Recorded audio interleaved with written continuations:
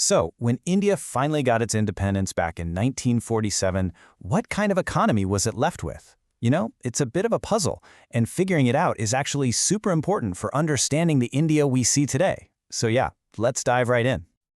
Okay, picture this. On one side, you've got this image of India as the Sone Ki Chidiya, the golden bird, right? Famous all over the world for incredible things like Dhaka Muslin. But then on the other side, you've got the reality of 1947, where most people were living in extreme poverty. It's this huge contrast, this paradox, that's really at the heart of what we're talking about today. So that really brings us to the big question, doesn't it? How on earth did this legendary golden bird end up so economically broken by 1947? To get to the bottom of this, we've got to go back. We need to look at the evidence, piece by piece. All right, first things first. Let's look at this whole legend. Was India really a golden bird, or is that just a nice story we tell? Well, let's see what history has to say. Oh, it was very, very real. I mean, listen to this. Back in the 17th century, a French traveler named Bernier was writing about just one region, Bengal. He said it was richer than Egypt. Can you imagine? He talked about it exporting tons of cotton, silks, rice, sugar, and butter. I mean, those words, they just paint this incredible picture of serious wealth. Okay, so if India was this rich, what happened? What could possibly lead to such a massive decline? Well, the answer really comes down to the motive, the reason behind the colonial government's policies. And let's be clear, their goal was never, ever about developing India. You don't even have to guess. They said it out loud. Take this from the Viceroy of India, Victor Bruce, back in 1894. He said, and I quote, "If we lose India, the sun of our empire will have set." That tells you everything, right? It shows just how critical India was, not for India's well-being, but for the sole benefit of the British Empire. So what was their economic playbook? It was actually a pretty straightforward two-part strategy.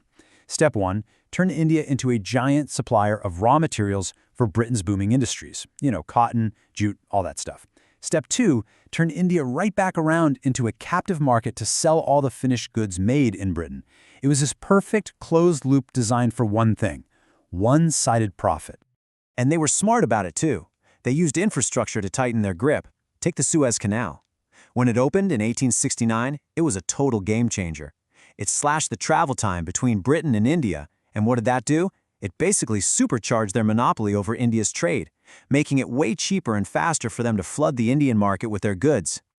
This whole process is what early Indian economists like the great Dadabhai Naoroji called the drain of wealth. And it's a perfect description. Here's how it worked.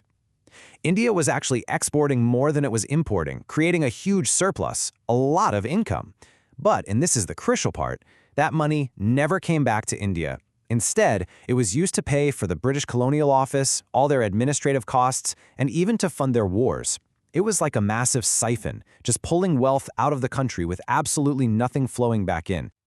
So let's get down to the ground level. How did all these policies actually affect people's lives? Let's start with farming. Because for most of India, agriculture was the economy. It was the backbone of everything. I mean, just look at the numbers. We're talking about 70, maybe 75% of the entire population depending directly on agriculture to survive. Think about that. It means if farming stalled, if it stagnated, it wouldn't just be a small problem. It would be a catastrophe for the vast majority of people. And stagnation is exactly what happened. A big reason for this was the land settlement systems they put in place, especially the Zamindari system. Basically, landlords, the zamindars, were just focused on collecting as much rent as they could from the farmers. They had zero incentive to actually invest in the land, improve irrigation or anything like that. So what was the result? The poor farmers were squeezed dry, left with no money, no resources, and no new technology to actually grow more food.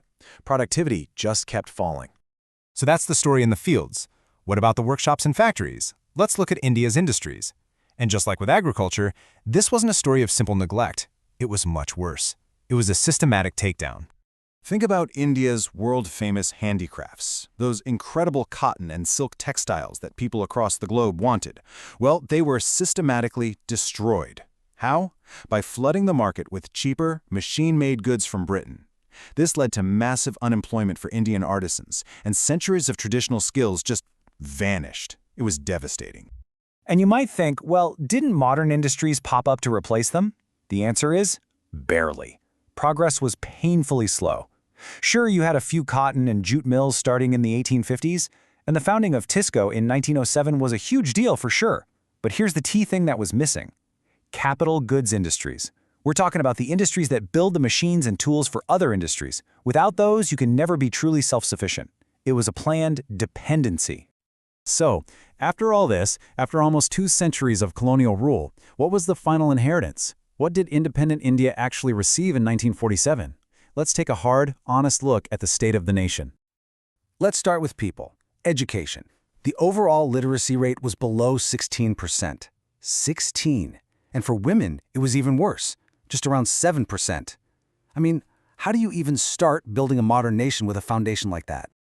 And if you think that's bad, the state of public health was just abysmal. The infant mortality rate was a shocking 218 for every 1,000 babies born. That number, it's not just a statistic, it tells a story of a complete failure of public health. And what did all this add up to? The average life expectancy was just 32 years old. 32. To put that in perspective, today it's around 70. That single number probably tells you more about the harsh reality of life back then than anything else. So to sum it all up, this is what independent India inherited: a farming sector that was stuck in the mud, a practically non-existent industrial base, widespread poverty and unemployment, crumbling infrastructure, and an economy that was completely hooked on Britain. The country wasn't just starting from scratch, it was starting deep in a hole. And that brings us to the final, critical question that we'll leave you with. With an economy that had been so carefully and systematically taken apart, how could a newly free India possibly begin to rebuild? How could it start its own journey of development? That was the monumental task facing the nation's founders.